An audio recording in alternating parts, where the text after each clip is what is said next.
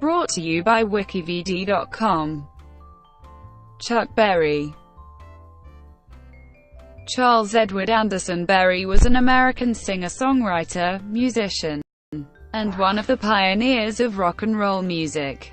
With songs such as Maybellene, Roll Over Beethoven, rock and roll music, and Johnny B. Goode, Berry refined and developed rhythm and blues into the major elements that made rock and roll distinctive, writing lyrics that focused on teen life and consumerism, and developing a music style that included guitar solos and showmanship. Berry was a major influence on subsequent rock music. Born into a middle-class African-American family in St. Louis, Missouri, Berry had an interest in music from an early age and gave his first public performance at Sumner High School. While still a high school student, he was convicted of armed robbery and was sent to a reformatory where he was held from 1944 to 1947. After his release, Berry settled into married life and worked at an automobile assembly plant. By early 1953, influenced by the guitar riffs and showmanship techniques of the blues musician T-Bone Walker, Berry began performing with the Johnny Johnson Trio. His break came when he traveled to Chicago in May 1955 and met Muddy Waters, who suggested he contact Leonard Chess of Chess Records. With Chess he recorded Maybellene, Berry's adaptation of the country song Ida Red, which sold over 1 million copies, reaching #1 on Billboard magazine's Rhythm and Blues chart. By the end of the 1950s, Berry was an established star with several hit records and film appearances and a lucrative touring career. He had also established his own St. Louis nightclub, Berry's Club Bandstand. But in January 1962 he was sentenced to 3 years in prison for offenses under the Mann Act. He had transported a 14-year-old girl across state lines. After his release in 1963, Berry had several more hits, including No Particular Place to Go, You Never Can Tell, and Nadine. But these did not achieve the same success or lasting impact of his 1950s songs, and by the 1970s he was more in demand as a nostalgic performer, playing his past hits with local backup bands of variable quality.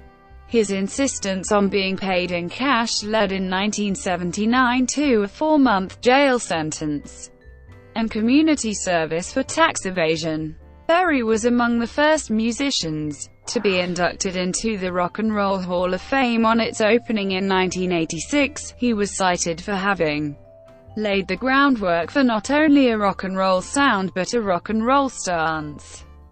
Berry is included in several of Rolling Stone magazine's greatest of all time lists. He was ranked 5th on its 2004 and 2011 list of the 100 greatest artists of all time. The Rock and Roll Hall of Fame's 500 songs that shaped rock and roll includes 3 of Berry's, Johnny B. Goode, Maybellene, and rock and roll music. Berry's Johnny B. Goode is the only rock and roll song included on the Voyager Golden Record. 1926-1954, Early Life and Apprenticeship with Johnny Johnson. Born in St. Louis, Missouri, Berry was the 4th child in a family of 6. He grew up in the North St. Louis neighborhood known as the Villain area, where many middle-class people lived. His father, Henry William Berry, was a contractor and deacon of a nearby Baptist church. His mother, Martha Bell, was a certified public school principal. Berry's upbringing allowed him to pursue his interest in music from an early age. He gave his first public performance in 1941 while still a student at Sumner High School. He was still a student there in 1944 when he was arrested for armed robbery after robbing 3 shops in Kansas City, Missouri, and then stealing a car at gunpoint with some friends. Berry's account in his autobiography is that his car broke down, and he flagged down a passing car and stole it at gunpoint with a non-functional pistol. He was convicted and sent to the intermediate reformatory for young men at Algoa, near Jefferson City, Missouri, where he formed a singing quartet and did some boxing. The singing group became competent enough that the authorities allowed it to perform outside the detention facility. Berry was released from the reformatory on his 21st birthday in 1947. On October 28, 1948, Berry married Themeta Toddy Suggs, who gave birth to Darlin Ingrid Berry on October 3, 1950. Berry supported his family by taking various jobs in St. Louis, working briefly as a factory worker at 2 automobile assembly plants and as a janitor in the apartment building where he and his wife lived. Afterwards he trained as a beautician at the Poro College of Cosmetology, founded by Annie Turnbow Malone. He was doing well enough by 1950 to buy a small 3-room brick cottage with a bath on Whittier Street, which is now listed as the Chuck Berry House on the National Register of Historic Places. By the early 1950s, Berry was working with local bands in clubs in St. Louis as an extra source of income. He had been playing blues since his teens, and he borrowed both guitar riffs and showmanship techniques from the blues musician T-Bone Walker. He also took guitar lessons from his friend Ira Harris, which laid the foundation for his guitar style. By early 1953, Berry was performing with Johnny Johnson's trio, starting a long-time collaboration with a pianist. The band played mostly blues and ballads, but the most popular music among whites in the area was country. Berry wrote, "Curiosity provoked me to lay a lot of our country stuff on our predominantly black audience. And some of our black audience began whispering, 'Who's that black hillbilly?' At the Cosmo. After they laughed at me a few times, they began requesting the hillbilly stuff, and enjoyed dancing to it." Berry's calculated showmanship, along with a mix of country tunes and brought in a wider audience, particularly affluent white people. 1955-1962, signing with Chess, Maybellene to Come On. In May 1955, Berry traveled to Chicago where he met Muddy Waters, who suggested he contact Leonard Chess of Chess Records. Berry thought his blues music would be of more interest to Chess, but to his surprise it was a traditional country fiddle tune, Ida Red, as recorded by Bob Wills, that got Chess' attention. Chess had seen the rhythm and blues market shrink and was looking to move beyond it, and he thought Berry might be the artist for that purpose. On May 21, 1955, Berry recorded an adaptation of the song Ida Red under the title Maybellene, with Johnny Johnson on the piano, Jerome Green on the maracas, Jasper Thomas on the drums, and Willie Dixon on the bass. Maybellene sold over 1 million copies, reaching number 1 on Billboard magazine's Rhythm and Blues chart, and number 5 on its bestsellers in stores chart for September 10, 1955. Berry said, "It came out at the right time when Afro-American music was spilling over into the mainstream pop." At the end of June 1956, his song Roll Over Beethoven reached number 29 on the Billboard's Top 100 chart, and Berry toured as one of the top acts of 56. He and Carl Perkins became friends. Perkins said that, "I knew when I first heard Chuck that he'd been affected by country music. I respected his writing. His records were very, very great." As they toured, Perkins discovered that Berry not only liked country music, but also knew about as many songs as he did. Jimmy Rogers was one of his favorites. Chuck knew every blue yodel and most of Bill Monroe's songs as well, Perkins remembered. "He told me about how he was raised very poor, very tough. He had a hard life. He was a good guy. I really liked him." In late 1957, Berry took part in Alan Freed's Biggest Show of Stars for 1957, touring the United States with the Everly Brothers, Buddy Holly and others. He was a guest on ABC's Guy Mitchell show singing his hit song Rock'n Roll Music. The hits continued from 1957 to 1959, with Berry scoring over a dozen chart singles during this period, including the U.S. top 10 hit School Days Rock'n Roll Music, Sweet Little 16 and Johnny B. Goode.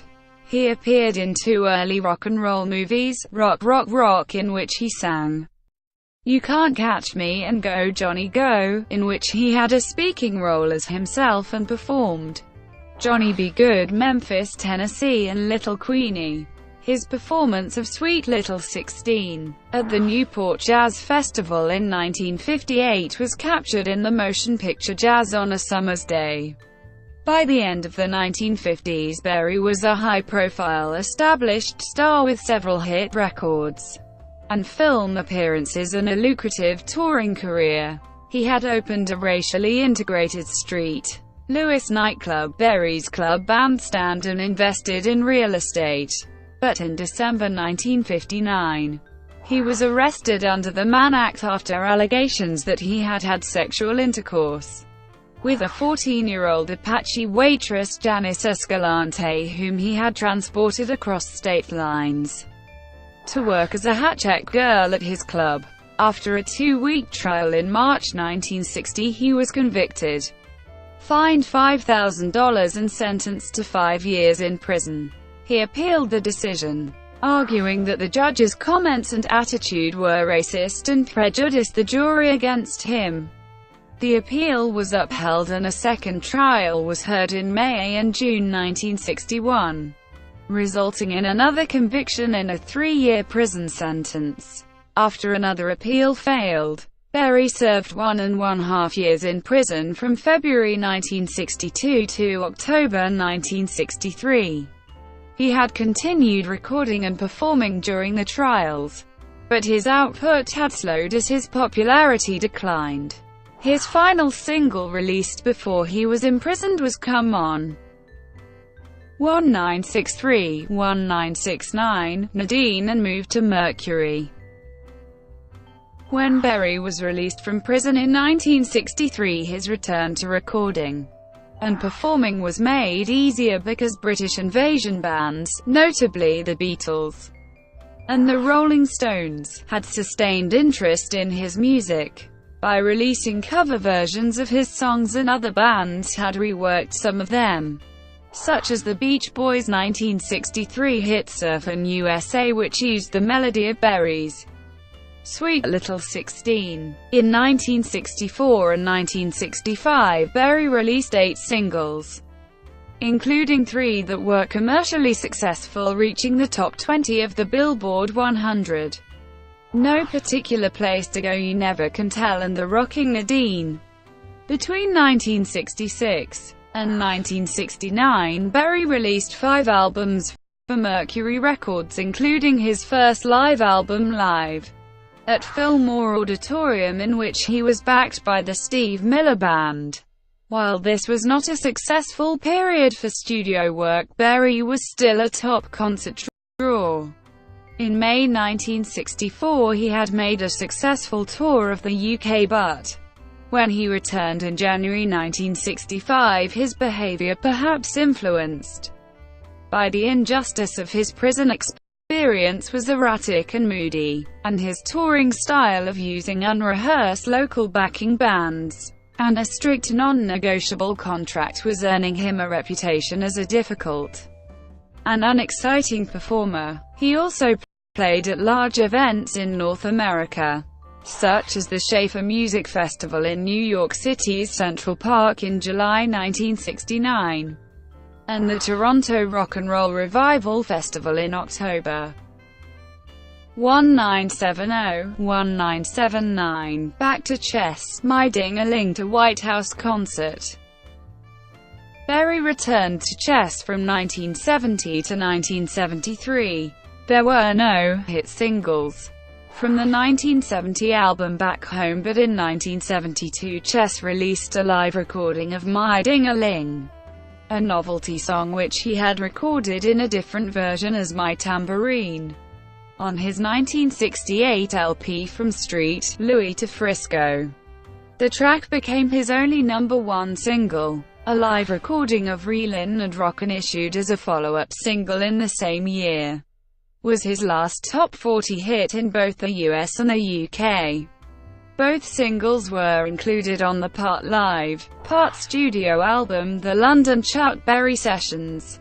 Berry's second tenure with Chess ended with the 1975 album Chuck Berry, after which he did not make a studio record until Rocket for Atco Records in 1979, which would be his last studio album for 38 years.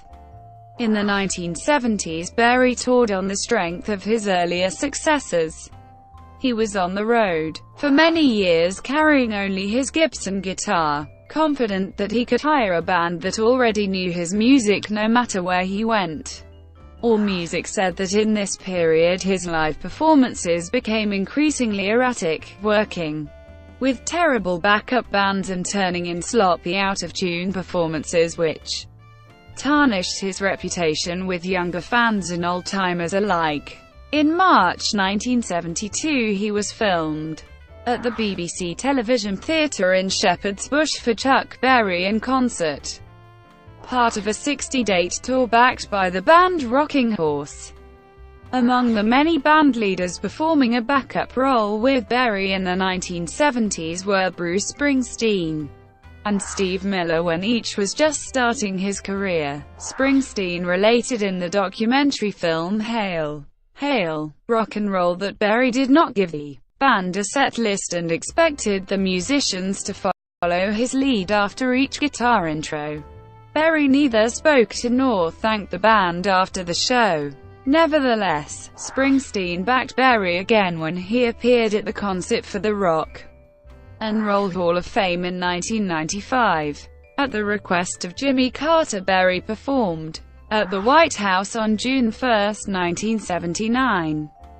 Berry's touring style, traveling the oldies circuit in the 1970s, added ammunition to the Internal Revenue Service's accusations that Berry had evaded paying income taxes.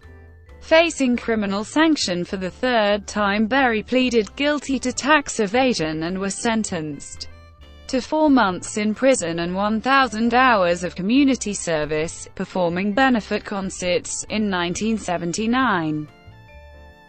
1980-2017, last year's On the Road.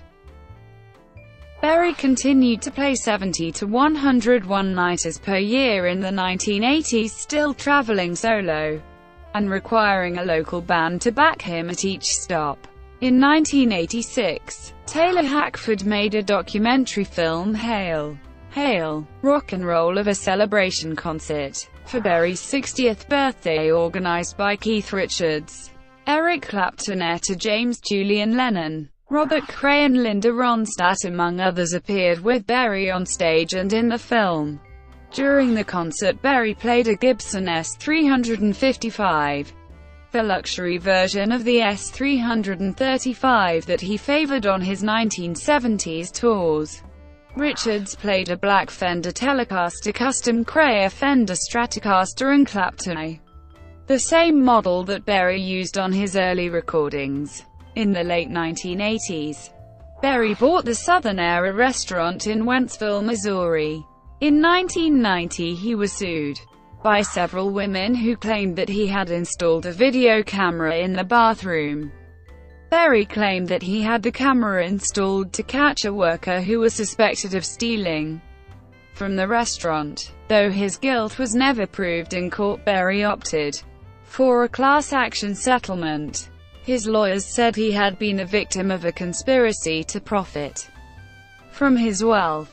During this time, Berry began using Wayne T. Schoenberg as his legal counsel. Reportedly, a police raid on his house found intimate videotapes of women, one of whom being apparently a minor. Also found in the raid were 62 grams of marijuana. Felony drug and child abuse charges were filed. As the child abuse charges were dropped, Berry agreed to plead guilty to misdemeanor possession of marijuana. He was given a 6-month suspended jail sentence and 2 years unsupervised probation, and was ordered to donate $5,000 to a local hospital. In November 2000, Berry faced legal issues when he was sued by his former pianist Johnny Johnson, who claimed that he had co-written over 50 songs including No Particular Place to Go, Sweet Little 16 and Roll Over Beethoven, that credit Berry alone. The case was dismissed when the judge ruled that too much time had passed since the songs were written. In 2008, Berry toured Europe with stops in Sweden, Norway, Finland, the United Kingdom, the Netherlands, Ireland, Switzerland, Poland and Spain. In mid-2008 he played at the Virgin Festival in Baltimore, Maryland. During a concert on New Year's Day 2011 in Chicago, Berry, suffering from exhaustion, passed out and had to be helped off stage. Berry lived in Ladue, Missouri, approximately 10 miles west of St. Louis. He regularly performed one Wednesday each month at Blueberry Hill, a restaurant and bar located in the Delma Loop neighborhood of St. Louis. From 1996 to 2014, Berry announced on his 90th birthday that his first new studio album since Rocket in 1979, entitled Chuck, would be released in 2017. His first new record in 38 years. It includes his children Charles Berry Jr. and Ingrid on guitar and harmonica, with songs covering the spectrum from hard-driving rockers to soulful, thought-provoking time capsules of a life's work, and dedicated to his beloved wife of 68 years, Toddy. Death and funeral. On March 18, 2017, police in St. Charles County, Missouri were called to Berry's house, where he was found unresponsive. He was pronounced dead at the scene, aged 90. TMZ website posted an audio recording in which the 911 operator can be heard responding to a reported cardiac arrest at Berry's home.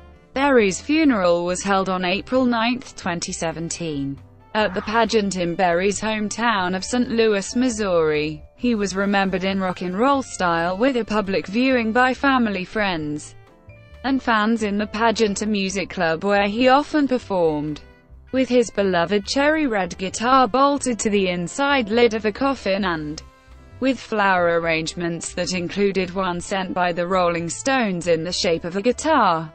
Afterwards, a private service was held in the club celebrating Berry's life and musical career, with the Berry family inviting 300 members of the public into the service. Gene Simmons of Kiss gave an impromptu, unadvertised eulogy at the service, while Little Richard was scheduled to lead the funeral procession but did not show up due to an illness. The night before, many St. Louis area bars held a mass toast at 10 p.m. in Berry's honor. Legacy. A pioneer of rock and roll, Berry was a significant influence on the development of both the music and the attitude associated with the rock music lifestyle. With songs such as Maybellene, Roll Over Beethoven, Rock and Roll Music and Johnny B. Goode, Berry refined and developed rhythm and blues into the major elements that made rock and roll distinctive, with lyrics successfully aimed to appeal to the early teenage market by using graphic and humorous descriptions of teen dances, fast cars, high school life and consumer culture, and utilizing guitar solos and showmanship that would be a major influence on subsequent rock music. Thus, Berry, the songwriter, invented rock as a music of teenage wishes fulfilled and good times. Berry contributed three things to rock music: an irresistible swagger, a focus on the guitar riff as the primary melodic element, and an emphasis on songwriting as storytelling. His records are a rich storehouse of the essential lyrical showmanship and musical components of rock and roll. In addition to the Beatles and the Rolling Stones, A large number of significant popular music performers have recorded Berry's songs. Though not technically accomplished, his guitar style is distinctive. He incorporated electronic effects to mimic the sound of bottleneck blues guitarists, and drew on the influence of guitar players such as Carl Hogan and T-Bone Walker to produce a clear and exciting sound that many later guitarists would acknowledge as an influence in their own style. Berry's showmanship has been influential on other rock guitarists, particularly his one-legged hop routine and the duck walk, which he first used as a child, when he walked stooping with full bended knees but with my back and head vertical under a table to retrieve a ball, and his family found it entertaining. He used it when performing in New York for the first time, and some journalists branded it the duck walk. On July 29, 2011, Berry was honored in a dedication of an 8-foot in-motion Chuck Berry statue in the Delma Loop in St. Louis, Missouri, right across the street from Blueberry Hill. Berry said, "It's glorious, I do appreciate it to the highest. No doubt about it. That sort of honor is seldom given out. But I don't deserve it." Chuck Berry statue unveiled in St. Louis. Rolling Stone. The rock critic Robert Christgau considers Berry the greatest of the rock and rollers, while John Lennon said, "If you try to give rock and roll another name, you might call it Chuck Berry." Ted Nugent said, "If you don't know every Chuck Berry lick, you can't play rock guitar." Bob Dylan called Berry the Shakespeare of rock and roll. Springsteen tweeted, "Chuck Berry was rock's greatest practitioner guitarist, and the greatest pure rock and roll writer who ever lived." When asked what caused the explosion of the popularity of rock and roll that took place in the 1950s with him and a handful of others, mainly him, Berry said, "Well, actually they begin to listen to it, you see, because certain stations played certain music. The music that we, the blacks, played. The cultures were so far apart we would have to have a PlayStation in order to play it. The cultures begin to come together and you begin to see one another's vein of life. Then the music came together." Among the honors Berry received were the Grammy Lifetime Achievement Award in 1984, and the Kennedy Center honors in 2000. He was ranked 7th on Time magazine's 2009 list of the 10 best electric guitar players of all time. On May 14, 2002, Berry was honored as one of the first BMI icons at the 50th Annual BMI Pop Awards. He was presented the award along with BMI affiliates Bo Diddley and Little Richard. In August 2014, Berry was made a laureate of the Polar Music Prize. Berry is included in several of Rolling Stone magazine's greatest of all time lists. In September 2003, the magazine ranked him number 6 in its list of the 100 greatest guitarists of all time.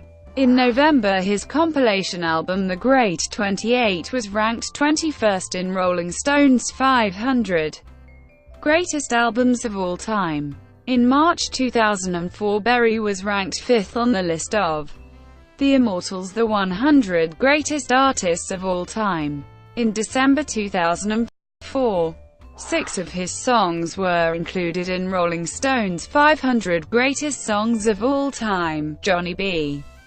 Goode, Maybellene, Roll Over Beethoven, Rock and Roll Music, Sweet Little 16, and Brown-Eyed Handsome Man. In June 2008, his song Johnny B. Goode was ranked first in the 100 Greatest Guitar Songs of All Time. The journalist Chuck Klosterman has argued that in 300 years Berry will still be remembered as the rock musician who most closely captured the essence of rock and roll.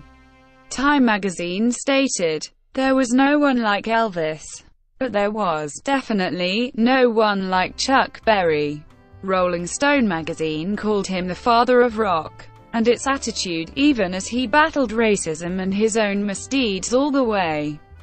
Reporting that Leonard Cohen said all of us are footnotes to the words of Chuck Berry. Kevin Strape, curator of the National Museum of African American History and Culture in Washington, D.C., said that Berry is one of the primary sonic architects of rock and roll. PBS NewsHour.